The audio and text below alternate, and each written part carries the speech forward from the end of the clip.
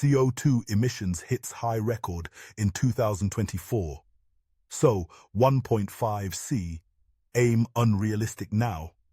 Global carbon dioxide emissions, including those from fossil fuel combustion, are expected to reach a new high this year, pushing the world further away from avoiding more destructive climate extremes, scientists said this week. The Global Carbon Budget Report, released during the UN COP29 climate summit in Azerbaijan, stated that global CO2 emissions are expected to reach 41.6 billion metric tons in 2024, up from 40.6 billion tons last year. The majority of these emissions come from burning coal, oil, and gas. According to the report, emissions would reach 37.4 billion tons in 2024, up 0.8% from 2023.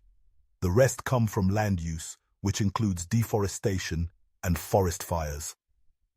The University of Exeter in Britain led the report, which included more than 80 institutions. Instead, fossil fuel emissions have increased over the past decade. According to some scientists, such slow progress means that the 1.5C goal is no longer achievable.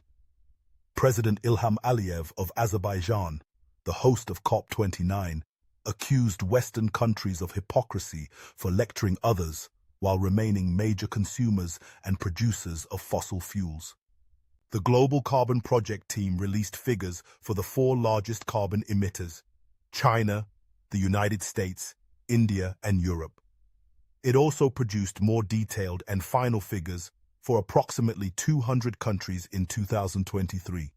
China's emissions increased 0.2% from 2023, with coal pollution rising 0.3%, according to the project. Carbon pollution in India increased by 4.6% in 2024, according to scientists. The global carbon budget also calculates emissions from forest destruction, which are partially offset by regrowth of trees elsewhere. These emissions have decreased by about 20% in the last decade. However, they increased in 2024 due to the drying effect of El Niño, which caused droughts and wildfires in key regions. Brazil, Indonesia, and the Democratic Republic of the Congo account for the majority of deforestation-related emissions. Professor Pierre Friedlingstein of the University of Exeter, UK, who led the project, said, "The impacts of climate change are becoming increasingly dramatic, but we still see no sign that burning of fossil fuels has peaked." Sultan Al-Jaber, the COP28 president, told the Baku summit, "History will judge us by our actions, not by our words."